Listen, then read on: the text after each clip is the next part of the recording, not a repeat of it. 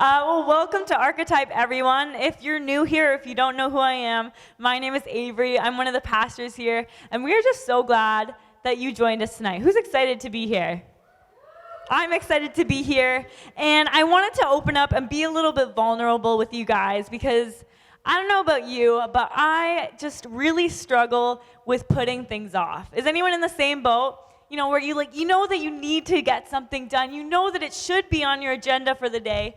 But for me, I just keep on thinking of reasons why I should put it off. I come up with some sort of excuse for, maybe I should do this another day. And one of the things that I am really bad at putting off is watering my plants, okay?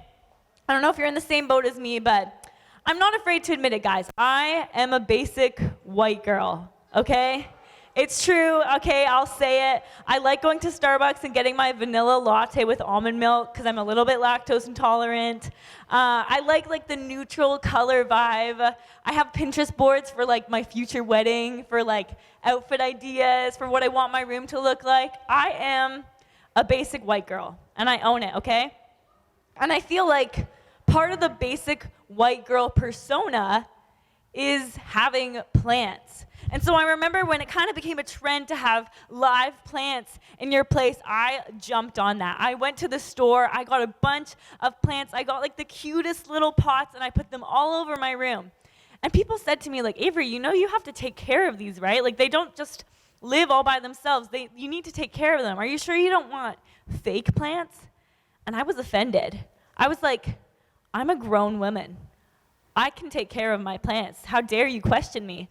But the only thing is, I am just so bad at watering them. I see them on the shelf, and I see they're getting a little bit brown, or they look like they're really thirsty. They're like, please give me something to drink. And I'm like, they do look thirsty. I should water them. But then I find something else to do, and I think, it's okay. I can just water it tomorrow. It'll be fine. It can last until then. Except I do that day after day after day.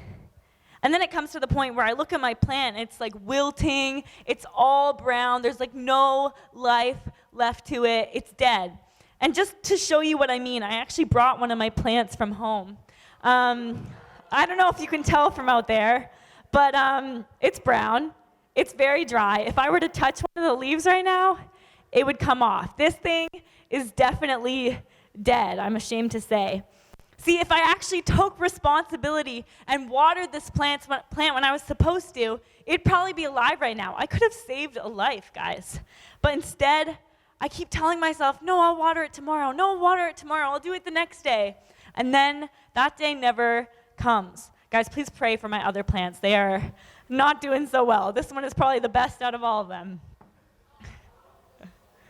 We do this a lot, though, don't we? We put off things. We have things that we know we should be doing. We know that, I should probably get into the habit of doing this. I should start doing this. But then we come up with excuses and we say, I'll do it another day. We say, it'll be fine if I wait just a little longer, or that's something that future me is going to have to deal with. This me, I don't have to deal with that right now. I can wait until later. Which is why we're in a series right now called Why Not Today? It's a series all about taking action now, about to stop putting off change and to actually do something in this moment. And last week, Pastor Nathan spoke on the topic, why not lean into God? Why not choose to invest in your relationship with Him? And today, I want to answer the question, why not turn from sin? Why not turn from sin?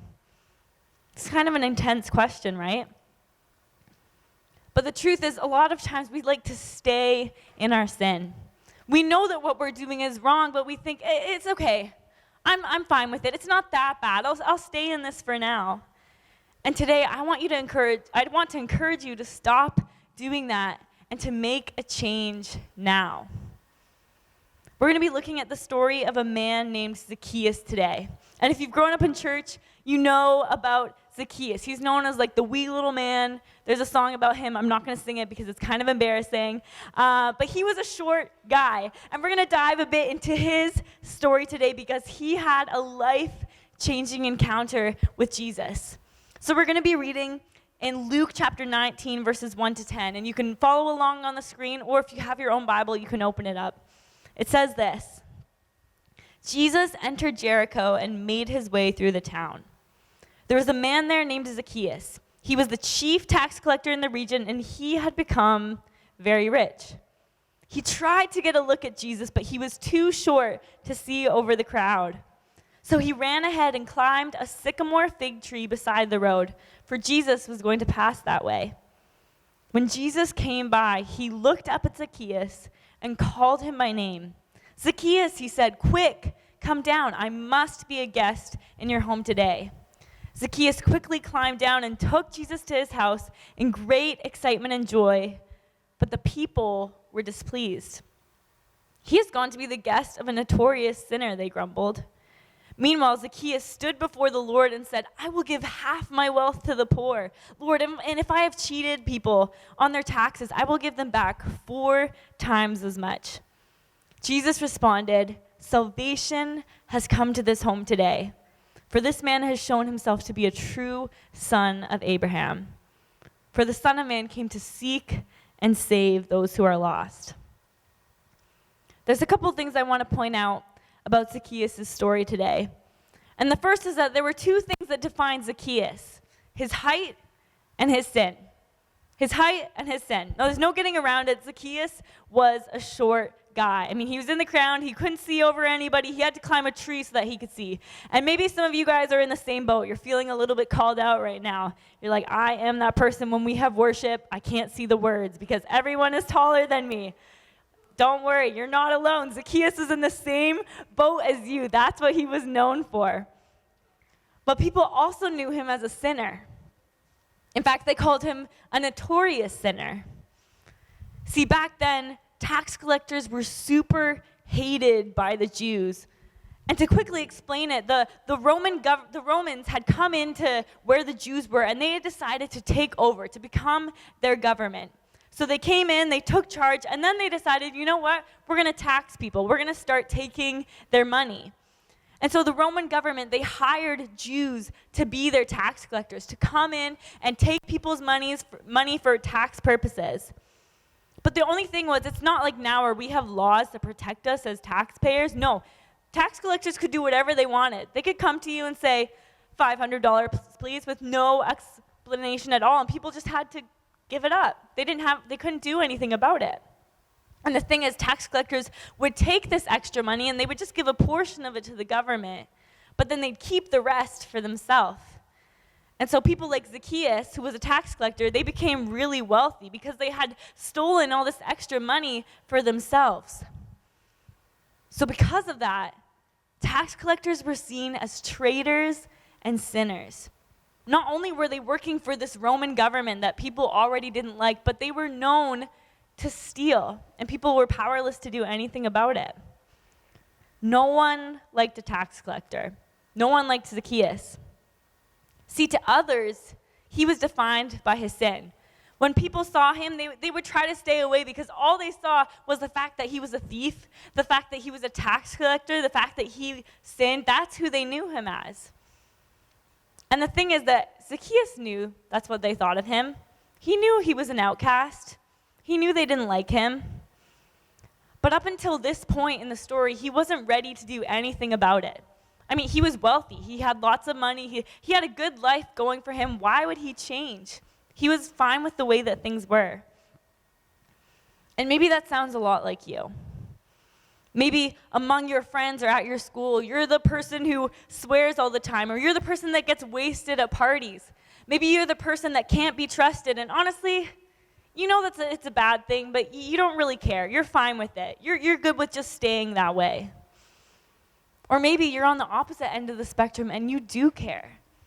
Maybe it really bothers you that that's what people know you as, but you don't know what to do to change that. I don't know exactly what Zacchaeus was feeling, but what we do know from the story is that he knew who Jesus was. He hadn't met him, but Zacchaeus, he knew that Jesus was important. He knew that he was someone special. He knew that he was someone worth seeing. He probably heard about Jesus and the miracles that he had performed and the amazing messages that he preached. And so that's why when he heard that Jesus was coming, he went to great lengths to make sure that he saw Jesus. That's why he climbed a tree. You don't just do that for anybody. At least I don't think you do. Clearly, he knew that Jesus was a big deal. He knew that Jesus had the answers, that he was the truth. Which leads me to my first point for today, if you're taking notes. You don't need to climb a tree to find the truth. You don't need to climb a tree to find the truth. Now, what do I mean by that? See, my guess is that Zacchaeus already knew that what he was doing was wrong. He wasn't oblivious. He knew that it wasn't good to steal. He knew that he was making a lot of people upset, that he was taking advantage of them for his own gain. And he probably also knew that Jesus wouldn't approve of what he was doing. Jesus didn't even have to tell him that for him to know that he was living the wrong way. And I think for most of us that applies as well. We know that what we're doing is wrong.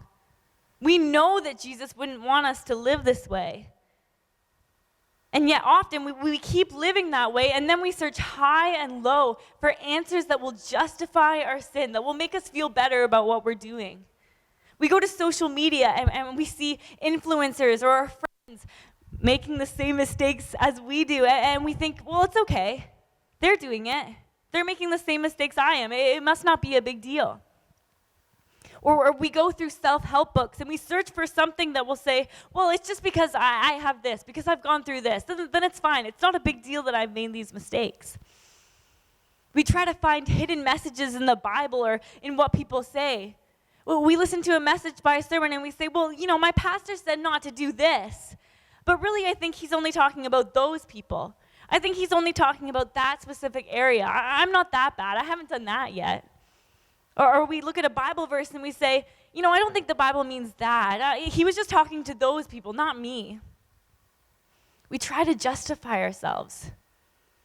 We look for every possible way to find the truth in something else, to find something that will align with what we're doing, when the truth is actually right in front of us. Most times you don't need someone to tell you that what you're doing is wrong. You already know it. Zacchaeus didn't need to climb that tree to know that he was sinning. He didn't need to look in Jesus' eyes to know that Jesus wouldn't approve of what he was doing. But then look at what Jesus does. If we go back to our passage, it says, when Jesus came by, he looked up at Zacchaeus and called him by name. Zacchaeus, he said, quick, come down. I must be a guest in your home today. Which brings me to my second point for today. Jesus comes to your home anyway. Jesus comes to your home anyway.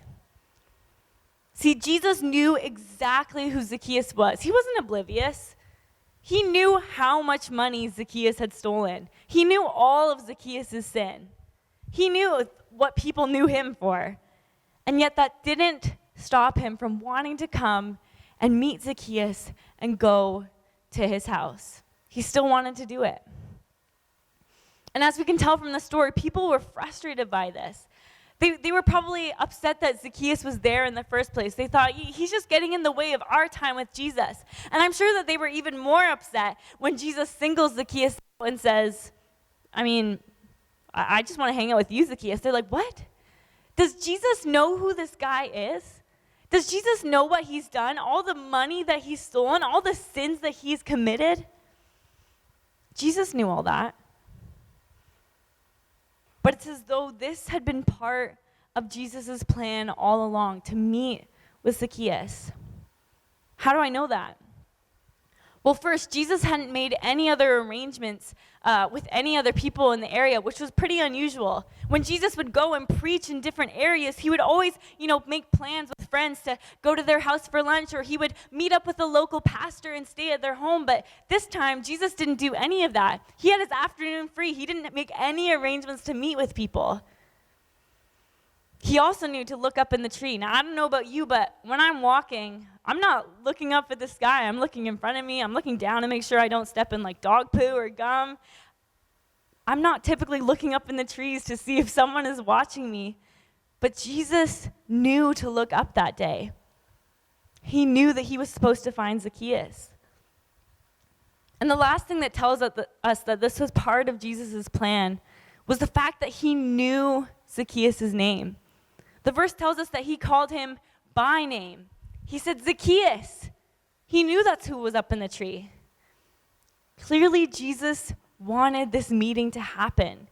He wanted to encounter Zacchaeus, even though he knew all the wrong things that he'd done. He made it a part of his plan to go to his house that day. I think that sometimes we think that we're too messed up for Jesus to want to be around us. We think that we're too far gone, that we're too engrossed in our sin. Jesus wouldn't want to know me.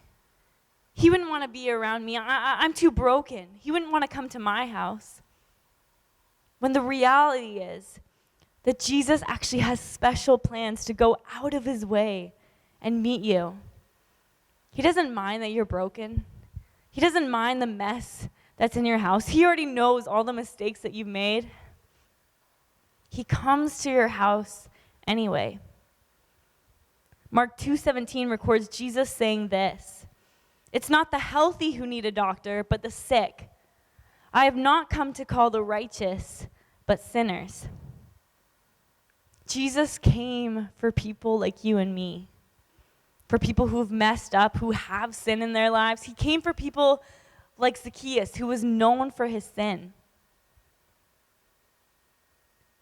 To Jesus, Zacchaeus wasn't defined by his sin, and neither are you. But this is the thing, and this is my last point for today. Your sin does not define you, but that doesn't mean you should keep living in it. Your sin does not define you, but that does not mean you should keep living in it. If we look back at our story, Jesus doesn't even say anything to Zacchaeus about his sin. He doesn't point it out. He doesn't say, "I know all the money that you've stolen." He doesn't condemn him for what he's done. He doesn't do any of that. Jesus doesn't say a thing, and he doesn't have to. It was simply being with Jesus that made Zacchaeus want to change. Just being with him. Jesus was at Zacchaeus' house, and the more time that Zacchaeus spent with him, the more that he knew that he needed to turn his life around. He didn't want to live that way anymore. And so Zacchaeus, he gets up and he declares, "You know what? I'm giving it all back. Everything that I've stolen and more, 4 times the amount, I'm going to give it back. I don't want to live this way anymore. I want to turn from my old ways, and God, I want to live a life that honors you instead." And then the same way as Zacchaeus, we should want to turn from our sin. Not because we're following some rules begrudgingly, but because we've spent time with Jesus and we want to be more like him.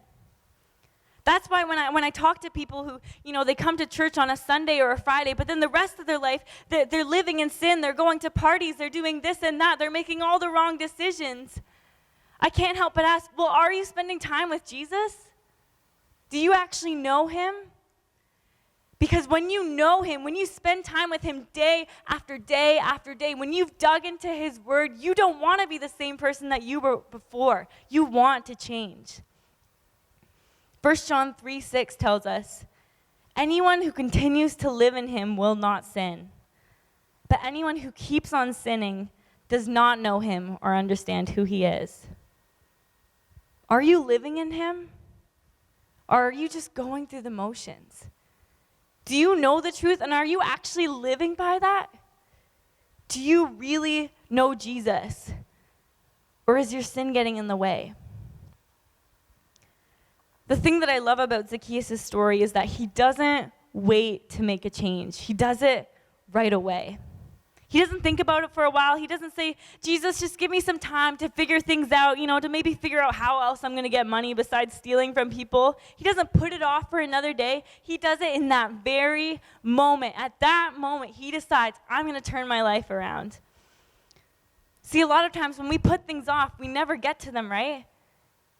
It's like me with watering my plants. I look at it and I think, okay, I'm going to water it, but then a day goes by and another, and then I just never end up getting to it. Or, you get a text from a friend and you think, okay, maybe I'll respond to it this afternoon, but then a month goes by and you realize you've still left them on read. We put these things off and then they never end up getting done.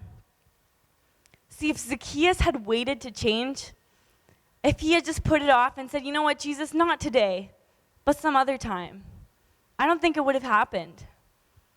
I think he would have kept living the same way. which is why Zacchaeus knew that he needed to do it now. Are you putting off turning from your sin? Are there things in your life that you're just settling with, that you're stuck doing the same thing over and over, even though you know that it's wrong? Don't wait to change. You may not be defined by your sin, but that doesn't mean you should keep living in it. God is calling you to so much more than that. I like to think of it like this. Zacchaeus was walking around with this name tag on himself. And it said sinner. He's walking around with this name tag, and this is how everyone saw him. He walked around wherever he went, whoever he was with, they said, that's Zacchaeus the sinner. That's Zacchaeus the thief. That's what he was known as.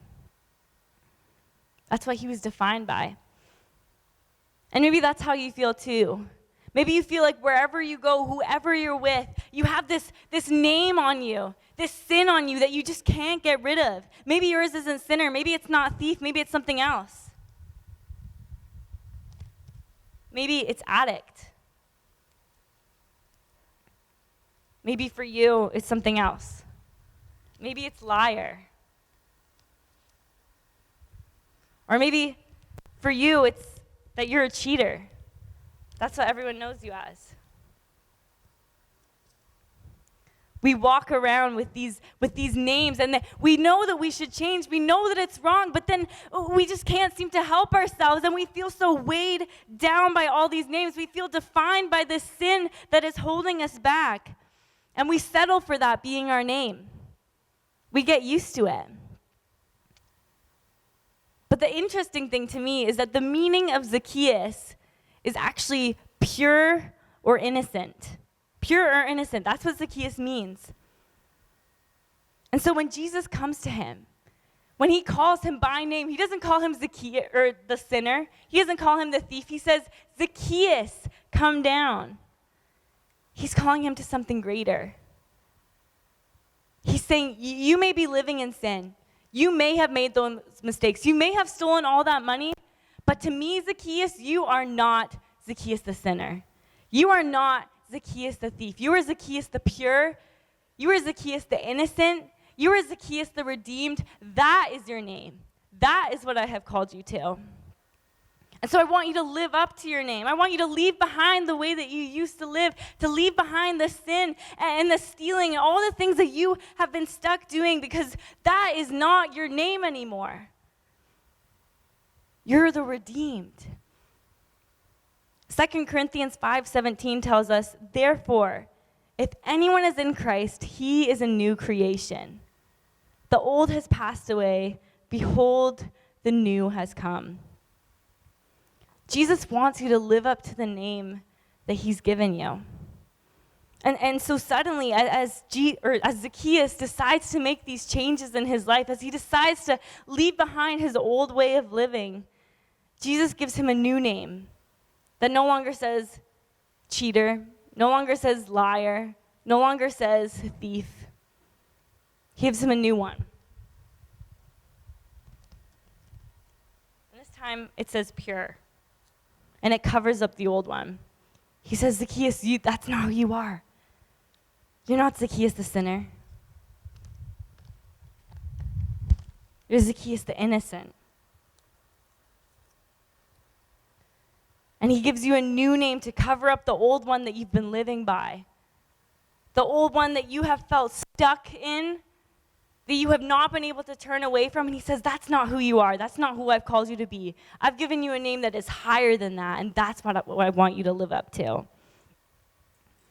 He replaces the name that you are wearing with a new name.